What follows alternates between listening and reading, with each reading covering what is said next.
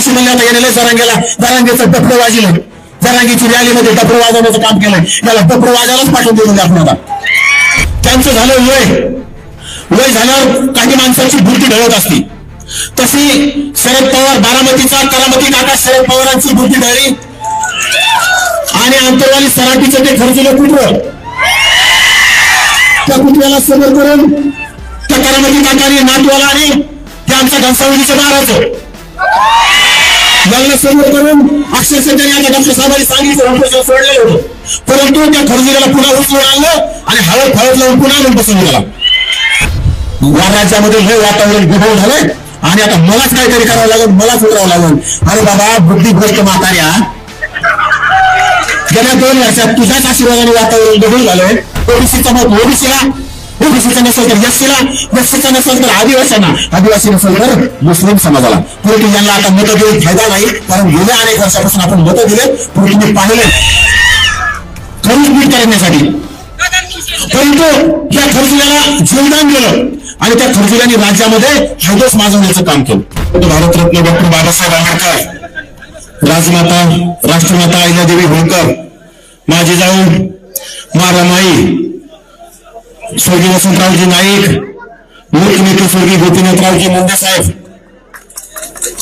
आणि ज्या महामानवांनी महापुरुषांनी ओबीसी बहुजनांच्या कल्याणासाठी आपलं पूर्ण आयुष्य खर्च घातलं, आयुष्य झिजवलं, या सर्वच महापुरुषांना महामानवांना माझा मानाचा मुजरा आणि प्रेमाळ अभिवादन.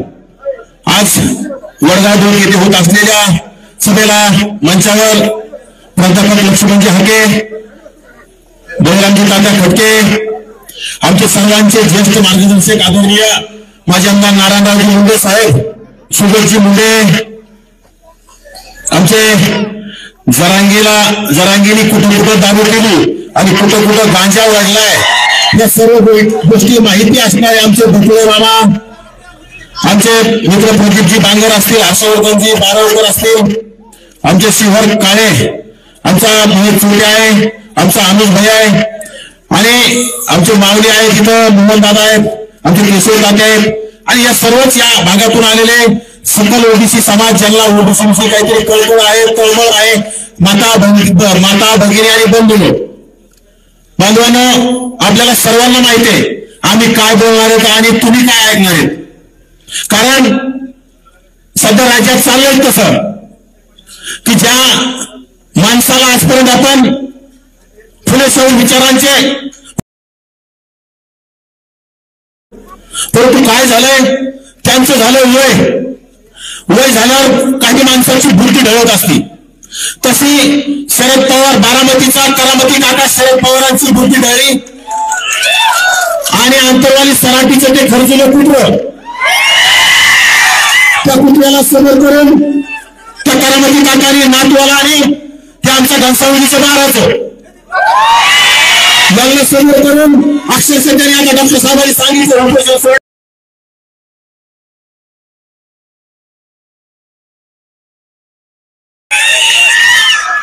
खरीच नीट करण्यासाठी, परंतु या खर्जुल्याला जीवदान दिलं आणि त्या खर्जुल्याने राज्यामध्ये हैदोस माजवण्याचं काम केलं.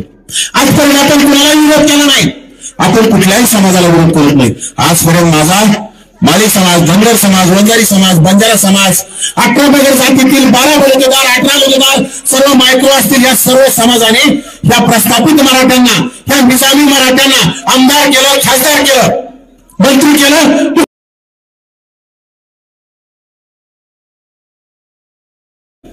तो गोळा म्हणजे काय? डॉक्टर बाबासाहेब आंबेडकरांच्या संविधानामुळं, डॉक्टर बाबासाहेब आंबेडकरांच्या आशीर्वादानं तुम्हाला आम्हाला आपल्या ओबीसी बांधवांना जे 27% आरक्षण मिळतं, त्यामध्ये राज्यामध्ये स्थानिक स्वराज्य संस्थेच्या 54,000 जागा राखीव झाल्या. परंतु 54,000 जागावर आपल्या हक्काचे ग्रामपंचायत सदस्य व्हायला लागले. आपल्या ग्रामपंचायतचा सरपंच होतोय, आपल्या पंचायत समितीचा सदस्य होतोय, आपल्या पंचायत समितीचा सभापती व्हायला लागलाय. जिल्हा परिषदेचा सदस्य, जिल्हा परिषदेचा सभापती, जिल्हा परिषदेचा अध्यक्ष, नगरसेवक, नगराध्यक्ष, महापौर हे पदात 56,000 जागा आपल्याला मिळायला लागल्या आणि ह्या लोकांना वाटायला लागलं की आता ओबीसी सुद्धा हुशार व्हायला लागली. कारण तशा काही ठिकाणी घटना घडायला लागल्या की काय होतं, ओबीसीला राजकारणाची आयडिया कळायला लागली ना की राजकारणात काय असतं, सत्तेच्या मागं काय असतं, सत्तेचा सारीपाठ आपण जर मांडला तर यातून आपल्याला काय फायदे होतात, आपल्या समाजाला काय फायदे होऊ शकतात. मग ज्या लोक नगराध्यक्ष झाले त्यांना आमदार व्हायचं स्वप्न पडायला लागलं, जे लोक जिल्हा परिषद सदस्य झाले त्यांना सुद्धा आमदार व्हावं वाटतं. का स्वप्न आम्ही का पाहू नये? या राज्यामध्ये 58 ते 60% असणारा ओबीसी समाज आपल्या जोडीला एससी समाज आहे, आदिवासी समाज आहे, मुस्लिम समाज सुद्धा आपल्याच तुलनेत त्यांना सुद्धा त्रास होतोय. खरं तर आता मुस्लिम, दलित, आदिवासी आणि ओबीसी यांनी जर एकत्र आलं तर 80% जास्त आपण आहोत. परंतु आपल्याला भीती कोण घालतोय? हे 7-8% मराठी. आणि त्याच्यामुळे सगळेच वाईट नाहीत, त्याच्यात काही सगळेच वाईट नाही, परंतु जे चांगले त्यांचं सुद्धा म्हणून आलो. त्याच्यात असे खरजुल्या कुत्र्याच्या नादी लागलेले 2-5% आहेत आणि त्यांनी पूर्ण राज्य अशांत करण्याचं ठरवलंय.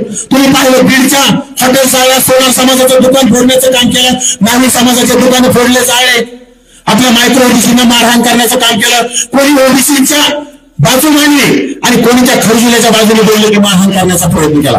परंतु आता सर्व ओबीसीने ठरवलंय करोना मरणची लढाई आहे. कारण या राज्यामध्ये आपण 58 ते 60% जर 9%ला घाबरायचं, किती दिवस घाबरायचं? आणि आता कळ झालाय त्याने त्याला शिक्षण आणि नोकरीमध्ये आरक्षण लागत होतं, आपण विरोध केला नाही, देऊ द्या ना, काही अडचण नाही. परंतु जर आमच्या स्थानिक स्वराज्य संस्थेच्या आमच्या राजकारणात जर तुम्ही आम्हाला अडवत असेल तर आम्ही आता शांत बसणार नाही. आणि आमच्यामध्ये जर घुसखोरी करत असेल आणि आपलंच पोट भरत नाही त्या आरक्षणामध्ये, त्या भाकरीमध्ये आपल्या ताटातच पोटभर भाकर नाही आणि आपल्या ताटातली जर भाकर कोणी इसरून घेत असेल तर आपण का स्वस्थ बसायचे, का शांत बसायचे? त्यामुळे आम्ही ठरवलंय, तुम्ही आम्ही ठरवलं पाहिजे. आता जसाच तसं उत्तर देणं गरजेचं आहे. कारण की हा समाज ओबीसी समाजाने कधी कोणाला अन्याय केला नाही, परंतु जर आपलं अस्तित्व कधी संपत असेल तर आपण उजव्या डोळ्याने पाहू नये. कारण आता पाऊस सुरू झालाय, परंतु ओबीसी बांधव मला वाटत नाही पाऊस जरी सुरू झाला तरी हटतील.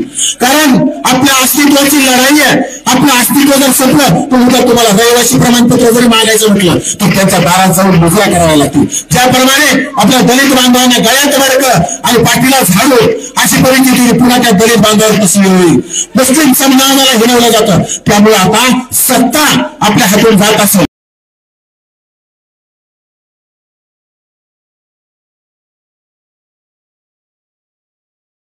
ओबीसीचं मत ओबीसीला, ओबीसीचं नसेल तर एससीला, एससीचं नसेल तर आदिवासींना, आदिवासी नसेल तर मुस्लिम समाजाला.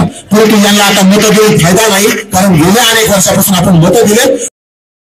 आज गेवराई तालुक्यामध्ये आपण ज्यांना मतं देत आलोत त्यांनीच या पिसाळ्याला कुत्र्याला, खरजुल्या कुत्र्याला आर्थिक रसद देण्याचं काम केलं, त्याला पाठिंबा देण्याचं काम केलं.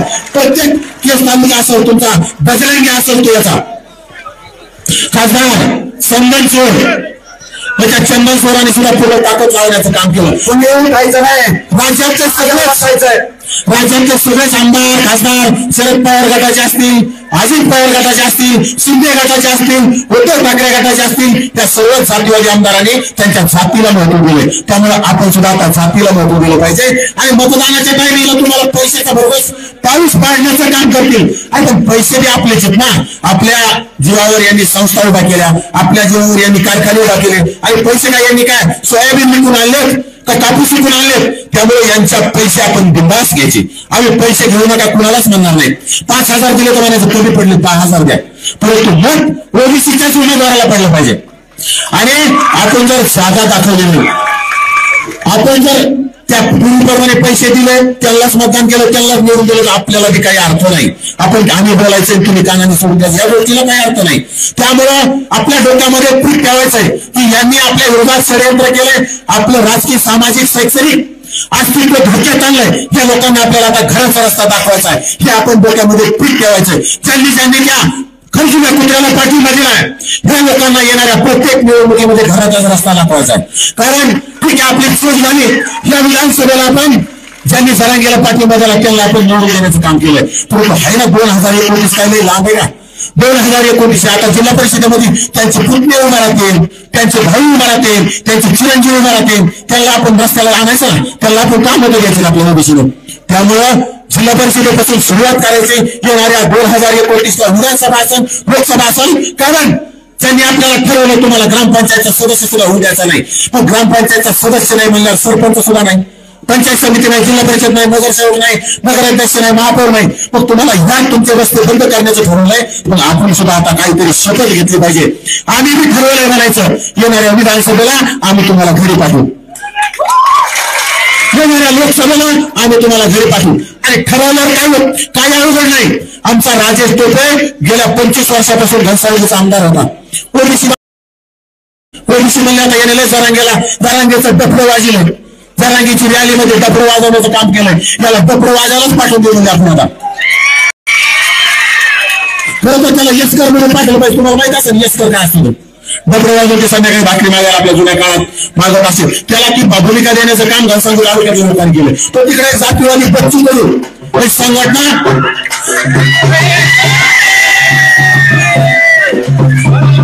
संघटना ओबीसीच्या जीवावर चालवली, पक्ष ओबीसी जीवावर चालवला, अनेक वेळा निवडून आला. परंतु जरांगेच्या मंचावर जाऊन लोटांगण गेलं, जरांगीला पाठिंबा दिला. त्याला सुद्धा अचलपूर मधून त्या बच्चूकडूला ओबीसी बांधवांनी घराचा रस्ता दाखवला. तुमच्या मतदारसंघाचा आता माजी आमदार लक्ष्मण पवार, त्याला काय कार्यसम्राट आमदार म्हणायचं, ते कार्य केलेलं वाचून गेलं त्या जरांगेच्या नादी लागल्यामुळं. त्यामुळे जे जरांगेच्या नादी लागले त्यांचा आपण धुळीस मिळवण्याची आपण सुद्धा स्वस्त बसायचं नाही. कारण आपले ओबीसीचे सर्वोच्च नेते नामदार छगनरावजी भुजबळ साहेबांनी आजच नागपूरमधून घोषणा केली. ज्यांनी जरांगेला पाठिंबा दिलाय तो कुठल्याही पक्षाचा असू द्या, त्याला घराचा रस्ता येणाऱ्या काळात. शरद पवारांनी सुद्धा त्यांनी स्पष्ट सांगितलंय. शरद पवारांनी आंदोलन उभं केलंय, त्यांच्यावर सुद्धा टीका लावली. आणि शरद पवार काल परवा काय म्हणतात, राज्यामध्ये लय वातावरण गढूळ झालंय आणि आता मलाच काहीतरी करावं लागेल, मलाच उतरावं लागेल. अरे बाबा बुद्धिभ्रष्ट म्हाताऱ्या, गेल्या 2 वर्षात तुझ्याच आशीर्वादाने वातावरण गढूळ झालंय. शरद पवारांच्याच आशीर्वादाने वातावरण गढूळ झालंय. जरांगेला आंदोलन करायला पैसे शरद पवारांनी दिले, म्हणजे त्यांच्या आमदारांनी दिलेले काय, त्यांनी दिले का, त्यांच्या महत्वाने दिले का, त्यांचं नाव म्हणजे सम्राट रोहित पवार. लाजा वाटल्या पाहिजे पुन्हा गढूळ बनायला. म्हणजे तुम्ही दंगे घडवता, दहशत तुम्ही निर्माण करता, ओबीसीचं अस्तित्व संपवण्याचा घाट तुम्ही घालता. आणि ओबीसीचं अस्तित्व संपवल्याच्या नंतर ओबीसीला झोपी घालण्यासाठी पुन्हा काय बनायचं, मलाच आता काहीतरी करावं लागेल. म्हणजे तुम्ही आंदोलन पेटवायला लागले, तुमचं अस्तित्व टिकावं असेल, तुम्ही जागे व्हायला लागले. हे शरद पवाराला कळायला लागलं आणि शरद पवारांनी आपल्याला झोपी घालण्यासाठी ते अंगाई गाण्यासारखं एक प्रकारे किंवा आता मलाच काहीतरी करावं लागेल. हा नवीन प्रकार, कारण की शरद पवार जे बोलतात त्याच्यापेक्षा उलट घ्यायचं असतं आपल्याला पहिल्यापासून. कारण की शरद पवारला आतापर्यंत फटलेलं होतं का तुमचं राजकारणातलं. आतापर्यंत बोला आम्ही मंडल आयोग लागू केला. अरे मंडल आयोग शरद पवारांचा काही संबंध नाही. मंडल आयोग लागू करणारे डॉक्टर साहेब विश्वनाथ प्रताप सिंग तत्कालीन पंतप्रधान आणि त्यांच्या आशीर्वादाने मंडल आयोग लागू झाला. आणि या निवडण्याचं श्रेय घेण्याचं काम केलं. काही लोकांना माहित नाही महाराष्ट्रात प्रथम मंडल आयोग लागू झाला नाही, बिहारमध्ये प्रथमतः मंडल आयोग लागू झालेला आहे. त्यामुळं या शरद पवारांना श्रेय देण्याची गरज नाही. आणि शरद पवारांनी आता राज्यातलं गढूळ झालेलं वातावरण निवडण्याचं काम सुद्धा करू नये. त्यांनी आता स्वस्त घरी बसावं, आराम करावा, स्वतःच्या तब्येतीची काळजी घ्यावी. आम्हाला जास्त सभो नाही.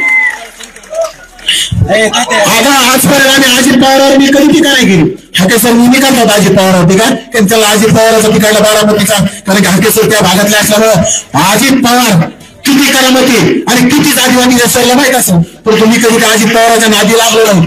परंतु अजित पवारांचा आमदार सुद्धा तुमच्या मतदारसंघाचा आमदार बॅनर लावले जरांगीच्या आंदोलनाला पाठिंबाला, पैसा दिला. तिकडे ते आष्टीचा जम्या, आष्टीच्या जम्याने पैसा, तिकडे तो चंदन चोरांनी पैसा. तुमचा आमचा आपण त्याला आपल्या घटकातला असणारा बीडचा आमदार, त्याला तर लाज वाटली पाहिजे. अरे त्याचे मुलं बाळ त्या घरात जवळ असते, त्याला वाचवण्याचं काम मुस्लिम समाजाने केलं. त्याला पहिला भेट देणारे भुजबळ साहेब त्याचं भीती मनातून काढणारे आणि तो बाजलगावचा ते थेरड आमदार आले निवडून पंकजाताईच्या आणि धनुभाऊच्या जीवावर आणि त्यांच्या विरोधात बोलायचं काम सुरू केलं. आणि त्याने सुद्धा ताकदीनं जरांगीला हसत दिली या आंदोलनाला. या सगळ्या आमदाराला आपल्याला आता आठवणी ठेवावं लागेल. ज्यांनी विरोध केलाय, ज्यांनी जरांगेला सपोर्ट केला, म्हणजे तुमचं राजकारण संपवण्यासाठी, तुमचं आरक्षण संपवण्यासाठी ताकद लावली, त्या सर्वांना घराचा रस्ता दाखवला पाहिजे अशी आपल्याला कळकळीची विनंती आहे. कारण मला खूप बोलायचं होतं, बोलता येतंय, परंतु आता पाऊस सुरू आहे आणि हे चिठ्ठ्यावर चिठ्ठ्या द्यायला लागले. गाडी जाळल्यामुळे ओबीसी आंदोलक आणि नेते नवनाथ वाघमारे चांगले संतापले आहेत. त्यांनी मनोज जरांगे पाटील यांच्यावरती जहरी टीका केली आहे. नवनाथ वाघमारे यांच्या मते या घटनेसाठी मनोज जरांगे पाटील जबाबदार आहेत. मनोज जरांगे पाटील यांच्या अवतीभोवतीच्या लोकांनीच गाडी जाळली असा दावा नवनाथ वाघमारे यांनी केला आहे. मनोज जरांगेंची अवकात असेल तर त्याने स्वतः रस्त्यावर यावं असं नवनाथ वाघमारे यांनी मनोज जरांगे पाटील यांना ओपन चॅलेंज दिलंय. दुसऱ्याला समोर करून हे कृत्य करणं चुकीचं आहे. जरांगे पादरा प्राणी आहे असा बोचणारा टोला त्यांनी मनोज जरांगे पाटील यांना लगावलाय. नवनाथ वाघमारे यांची स्कॉर्पिओ काल एका अज्ञात व्यक्तीने जाळली. जालना शहरातल्या निरमनगर भागात रात्री 10:30 ते 11 वाजण्याच्या सुमारास ही घटना घडली. तर नवनाथ वाघमारे यांची गाडी कॉलनीत उभी होती. एका अज्ञात व्यक्ती हातामध्ये ज्वलनशील पदार्थ घेऊन गाडीच्या जवळ आला. गाडीवर टाकलेल्या कव्हरमुळे त्याने आधी कॅनलमध्ये असलेल्या ज्वलनशील पदार्थ टाकला, त्यानंतर कार पेटवून दिली. आता या सगळ्या मागे मनोज जरांगे पाटील आहेत असा आरोप नवनाथ वाघमारे यांनी केलाय. यापूर्वी त्यांनी अनेक मराठा तरुणांना असंच फसवलं, हल्ले करायला लावून स्वतः अंतरवालीच्या बेळात जाऊन लपायचं असं नवनाथ वाघमारे म्हणाल्यात. आम्ही खरं बोलतो म्हणून त्यांच्या बुडाला आग लागते. मी शरद पवार, रोहित पवार, राजेश टोपे या सर्व नेत्यांवरती बोलल्यामुळे त्यांच्या बुडाला आग लागली. जरांगेंनी जास्त माल दाखवला तर आम्ही जरांगेच्या गाड्या अडवू. जरांगेच्या घरात जायला सुद्धा आमची पोरं घाबरणार नाहीत असा नवनाथ वाघमारे यांनी इशारा दिलाय. आता यावर तुम्हाला काय वाटतं? तुमचं मत कमेंट बॉक्समध्ये लिहायला अजिबात विसरू नका. व्हिडिओ आवडला असेल तर जास्तीत जास्त शेअर करा. आणि आतापर्यंत मराठी जनता आपण आपल्या या चॅनलला सबस्क्राईब जर केलेलं नसेल तर चॅनलला सबस्क्राईब करा.